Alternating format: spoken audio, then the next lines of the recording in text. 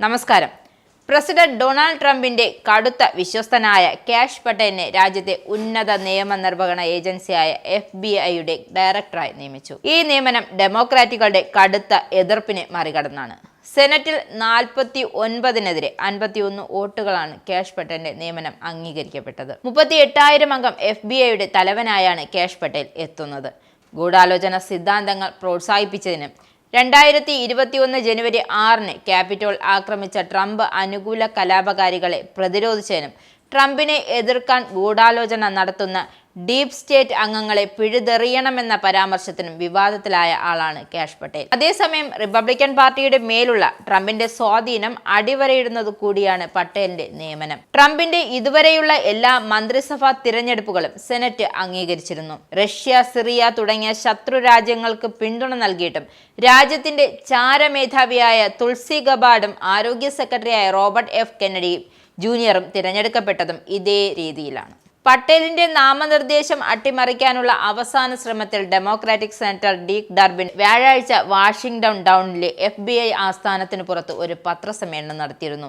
FBI മേധാവി എന്ന നിലയിൽ കാഷ് പട്ടേൽ രാഷ്ട്രീയവും ദേശീയവുമായ സുരക്ഷാ ദുരന്തമായിരിക്കുമെന്നാണ് അദ്ദേഹം മുന്നറിയിപ്പ് നൽകിയത്. പിന്നീട് സെനറ്റിൽ സംസാരിച്ച ഡർബിൻ പട്ടേൽ അപകടകാരിയും രാഷ്ട്രീയമായി തീവ്രവാദിയായ വ്യക്തിയാണെന്നും പറഞ്ഞിരുന്നു.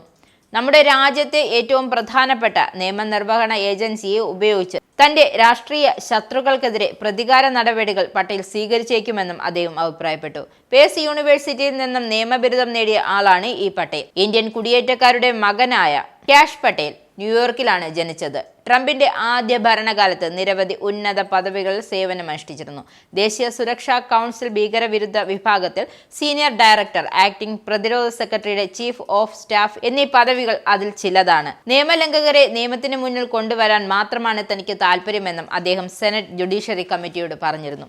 എല്ലാം FBI ജീവനക്കാരും രാഷ്ട്രീയ പ്രതികാര നടപടികളിൽ നിന്നും സംരക്ഷിക്കുമെന്നും പട്ടേൽ ഉറപ്പു നൽകി. ട്രംപ് അധികാരമേറ്റതിനു ശേഷം FBI പ്രതിസന്ധിയിലാണ്. 2020-ലെ തിരഞ്ഞെടുപ്പ് ഫലങ്ങൾ അട്ടിമറിക്കാൻ ശ്രമിച്ചതിനും രഹസ്യരേഖകൾ തെറ്റായി കൈകാര്യം ചെയ്തതിനും ട്രംപിനെതിരെ കേസെടുത്തവർ ഉൾപ്പെടെ നിരവധി ഏജന്റുമാരെ പുറത്താക്കുകയോ തരം താഴ്ത്തുകയോ ചെയ്തിട്ടുണ്ട്. നിങ്ങൾക്കും ആനന്ദ മീഡിയയുടെ പ്രേക്ഷകരിൽ ഒരാളാകണ്ടേ?